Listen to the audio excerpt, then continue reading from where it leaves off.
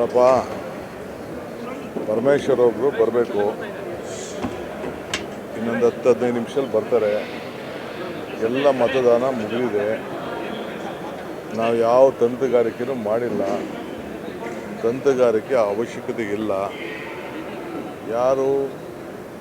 ಎಲ್ಲರೂ ಪ್ರಜ್ಞಾವಂತರಿದ್ದಾರೆ, ಬುದ್ಧಿವಂತಿದ್ದಾರೆ, ಜನರ ಪ್ರತಿನಿಧಿಗಳಿದ್ದಾರೆ. ಅವರು ಅವ್ರಿಗೆ ಸ್ವ ಇಚ್ಛೆ ಮೇಲೆ ಏನು ಮತ ಹಾಕಬೇಕು ಹಾಕಿರ್ತಾರೆ. ಅದು ಬಿಟ್ಟರೆ ಯಾಕೆ ಯಾವ ತಂತ್ರಗಾರಿಕೆ ನಾವು ಮಾಡೋಣ? ನನ್ನ ಪಾಡು ನಾನೆಲ್ಲೋ ನನ್ನ ಹರಶಿವ ಅಂದ್ಬಿಟ್ಟು ನಾನೆಲ್ಲ MLA ಗಳ ಹತ್ರ 1-2 ದಿನ ಕಾಲ ಕಳ್ಕೊಂಡು ಕೂತಿದ್ದೆ. ಅದು ಬಿಟ್ಟರೆ ನಾನು ಯಾವ ತಂತ್ರಗಾರಿಕೆನೂ ಮಾಡಿಲ್ಲ. ಅಲ್ಲ, ನಾವು ಯಾವ ತಂತ್ರಗಾರಿಕೆ ಮಾಡೋಕ್ಕೆ ಹೋಗಿಲ್ಲ, ಬರೀ MLA ಗಳು ಕೂತಿದ್ದೀವಿ. ನಮ್ಮ ಹುಡುಗ ನಮ್ಮ MLA ಹುಷಾರಿರಲಿಲ್ಲ, ವೆಯ್ಟ್ ಮಾಡ್ತಿದ್ದೆ ಅವ್ನು ಬರಲಿ ಅಂತ. ಇಕ್ಬಾಲು ಬಿಜೆಪಿ ಮತ್ತು JDS ಇಂದ ಕಾಂಗ್ರೆಸ್ಗೆ ಮತಗಳು ಬಂದಿವೆ ಕೆಲವು ಅಂತ ಹೇಳ್ತಾರೆ. ನನಗೆ ಗೊತ್ತಿಲ್ಲ. ಕ್ರಾಸ್ ಯಾಕೆ ಕ್ರಾಸ್ ಆಗ್ತದೆ? ಕ್ರಾಸ್ ಆಗುವಂಥ ಅವಶ್ಯಕತೆ ಏನಿಲ್ಲ.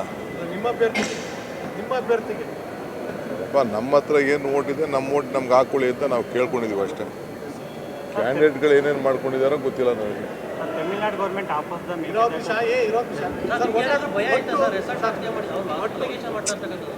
ನೋಡ್ರಿ, ಅಟ್ಲೀಸ್ಟ್ ನಾವೆಲ್ಲ ಸೇರೋಕ್ಕೆ, ಅವ್ರಿಗೆಲ್ಲ ಟ್ರೈನಿಂಗ್ ಕೊಡೋಕ್ಕೆ ನಾವು ಮೊದಲಿಂದನೂ ನಾವು ಮತದಾನ, ಏಕೆಂದರೆ ಇದೆಯಲ್ಲ ಪ್ರಿಫರೆನ್ಷಿಯಲ್ ವೋಟ್ ಇದೆಯಲ್ಲ, ಆ ಪ್ರಿಫರೆನ್ಷಿಯಲ್ ವೋಟಲ್ಲಿ ಆ ಗುರುತು ಮಾಡೋದ್ರಲ್ಲೂ ಬೇಕಾದಷ್ಟು ವ್ಯತ್ಯಾಸ ಇದೆ.